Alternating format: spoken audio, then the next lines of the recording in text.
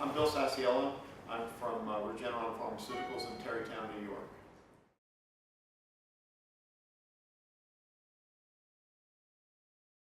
Well, I think one of the most exciting things has been some of the research that we've actually presented here that's coming from the alirocumab or Praluent clinical development program called the Odyssey program. In our most recent study from this program, we examined patients who had familial hypercholesterolemia and have a severe enough form that they are getting apheresis for the treatment of their hypercholesterolemia. So apheresis, as you know, is a mechanical process where you actually filter the blood of the excess LDL cholesterol in order to remove it.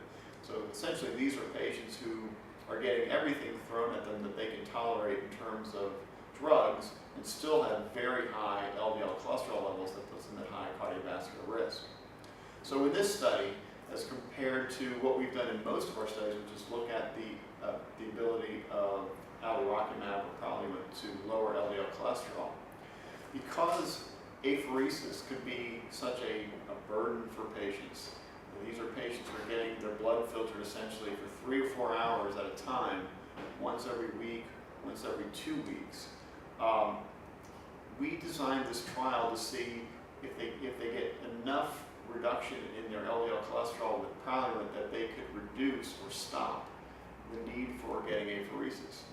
So we took 62 patients with familial hypercholesterolemia getting apheresis either every week or every 2 weeks. We randomized them to Praluent 150 milligrams every 2 weeks or placebo. And for the first 6 weeks, we kept their apheresis fixed and stayed as in part of their normal schedule. And then after the 6th week, if their LDL had dropped enough, they could go off their visit. And then we might measure that every visit that they would come back for apheresis, measure their LDL. If it stayed low, or if it was low enough, they could forego the apheresis. And at the end of the day, at the end of 12 weeks of the alirocumab or placebo treatments, we found that 63% of the patients were able to stop their apheresis completely. 93% of the patients had a 50% or greater reduction in the need for apheresis. So this makes a huge difference for people who had to spend their lives 1 day a week or 1 day every 2 weeks having to go into a clinic and sit in a hospital bed for 3 to 4 hours to get their blood filtered. They now could go on with their lives. And without the apheresis, these patients now had mean LDL cholesterol levels of less than 100 milligrams per deciliter. So it's just really exciting to be able to change people's lives like that. And I think it's just, and so that's one of the, I think the best, newest developments that have come out of the alirocumab development program.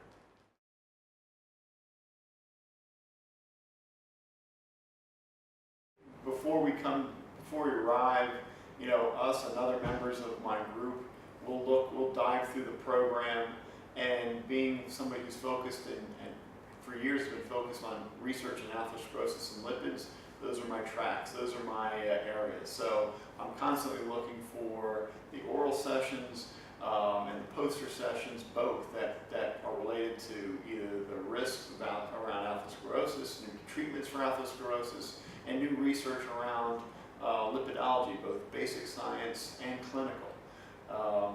And there's been a number of good sessions that have been going on here at ESC this week.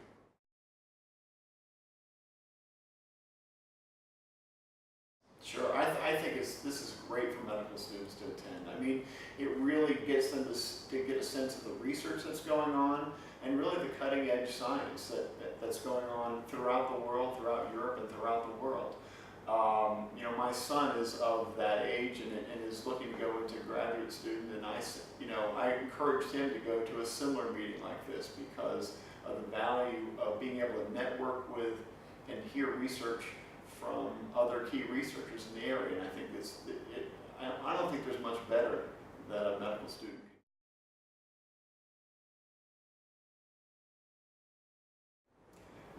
Well, I think for most people, I think it's going to depend on where their interests are and where their research and their clinical clinical practice issues and interests lie. There's such a variety of topics going on from, in various different areas of cardiology that really I think I would think most people do like I do, which is go into the areas that they're most interested in and focus on those topics.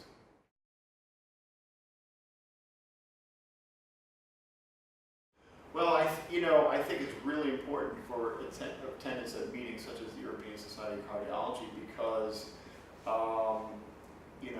it allows you to take the greatest and best advances in science and to be able to apply them to patients and to be able to reduce the risk of cardiovascular disease, which, as we know, is still worldwide and in Europe the #1 killer of individuals.